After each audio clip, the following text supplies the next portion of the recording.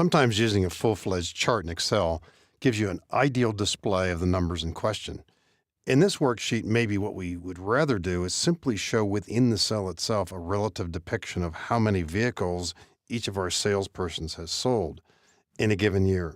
So let's apply conditional formatting in column C. Selecting the column first, on the Home tab, Conditional Formatting. Recognize that you could explore, and you might well have explored, different icon sets. This would give you one way to categorize the data in groupings. Color scales could be another option here too, where the greens represent the higher numbers, the red lower, or the reverse this way. But data bars actually could look like actual bar charts, in other words, horizontal bars.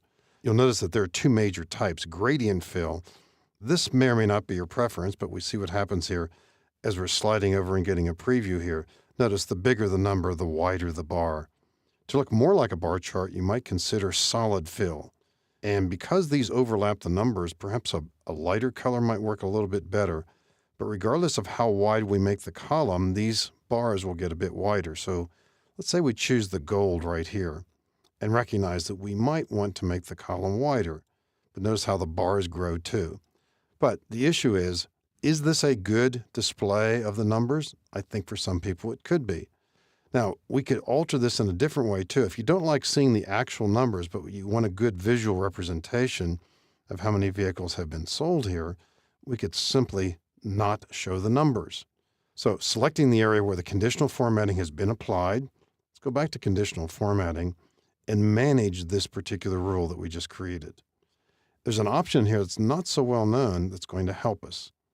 We want to, first of all, take the rule that we created right here and edit the rule.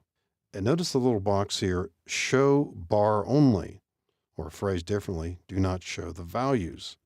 Click OK. So if it's not important to see the actual numbers, but to just get a relative display. Now, some of these people may not have worked for the company for the entire year, so that might explain their lower numbers. So we might have eventually a breakout based on that. And keep in mind here too, we could sort based on this column.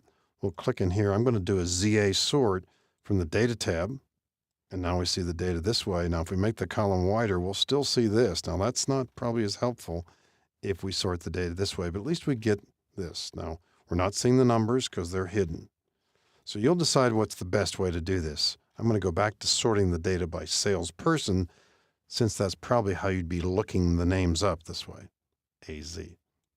So different ways to display the data. We're not using a full-fledged chart here. We're simply using conditional formatting. And once again, from the Home tab, we chose conditional formatting, and actual data bars, I chose the option here.